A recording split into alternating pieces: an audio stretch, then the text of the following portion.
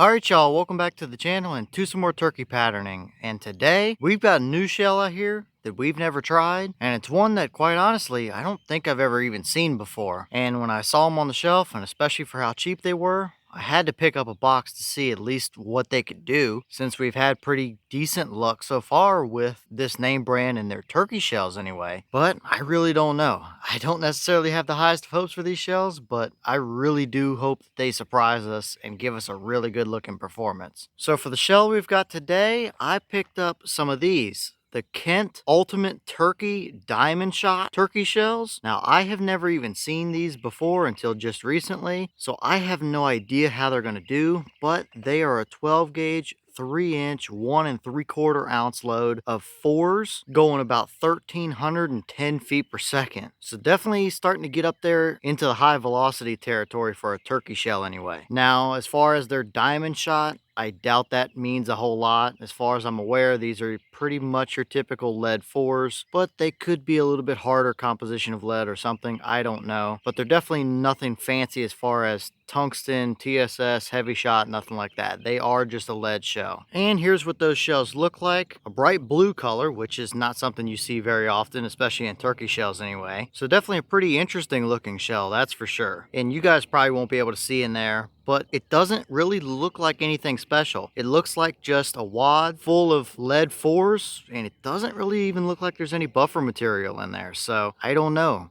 They might perform decently, they might not. We're just gonna have to shoot it and see what happens anyway. But either way, as for the setup we've got to run them through, I brought out the Remington 1187 here with this choke, which is the older, about 25-year-old Trulock 665 constriction turkey choke. Now, for being a much older basic 665 Trulock, this has done very, very well in the tests that we've put it through so far. So this has seemed to be a very reliable choke.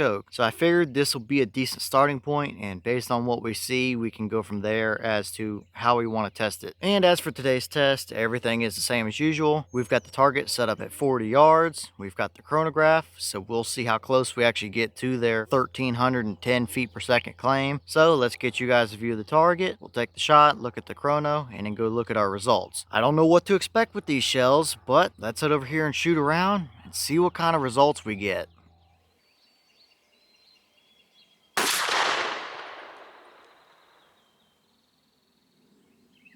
Alright, so that shell gave us 1382 through the chronograph. The boss claims 1310, so we absolutely saw their claim plus some. And 1382 for a turkey load? That's definitely not moving slow. I mean, that's starting to creep up there into waterfowl shell territory. So with lead fours, you're going to be hitting them pretty hard down there at 40 yards with that kind of velocity. But was that moving too fast for these shells? I don't know. I would have liked to have seen them in the low 1200 range, personally, from my experience, but if they perform good down there, then really, what difference does it make, I guess? Either way, at least we saw their box claim, but how did they actually pattern downrange at 40 yards? Let's go down and take a look.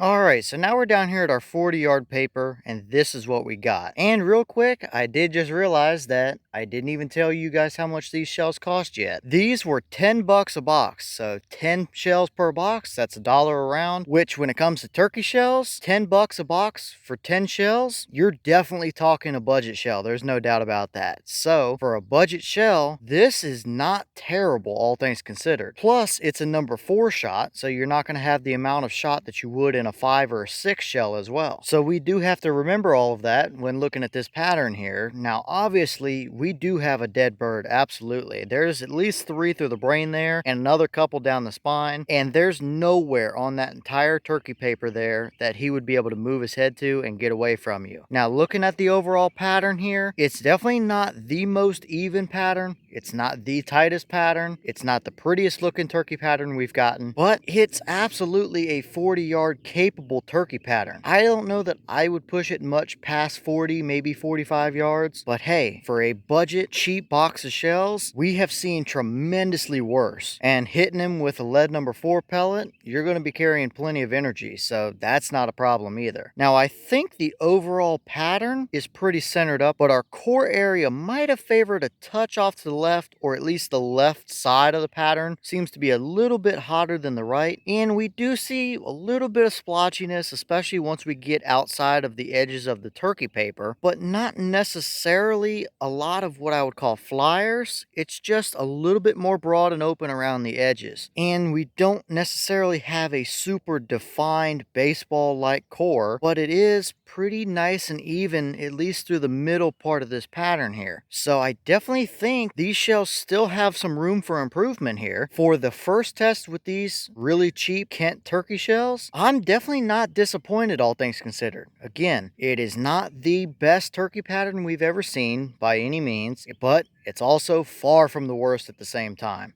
Okay, and here's the wad from that shell, and as you can see, pretty typical looking, or pretty average looking across the board here. Not really anything too special as far as wad design goes. It might be just a touch shorter than some of your other turkey wads, like the Longbeard XRs or something like that. So I think there was a little bit of the pellets out above the top of this wad. And as far as opening up here, this one right petal did peel open a little bit farther, so both of those factors could have been why we saw a little bit more open or splotchiness, especially around the edges of the pattern. But either way, there's nothing stuck down in there, no rips or anything like that, no pinholes in anything, and no smeared or smushed plastic. So I definitely think that we're not necessarily over constricted with these shells yet at 665. So I definitely think it's worth trying a little bit tighter choke just to see what it does, because this wad looks pretty decent overall. Definitely nothing I'm concerned with, and I think it did about as good as what it could have done through today's setup anyway.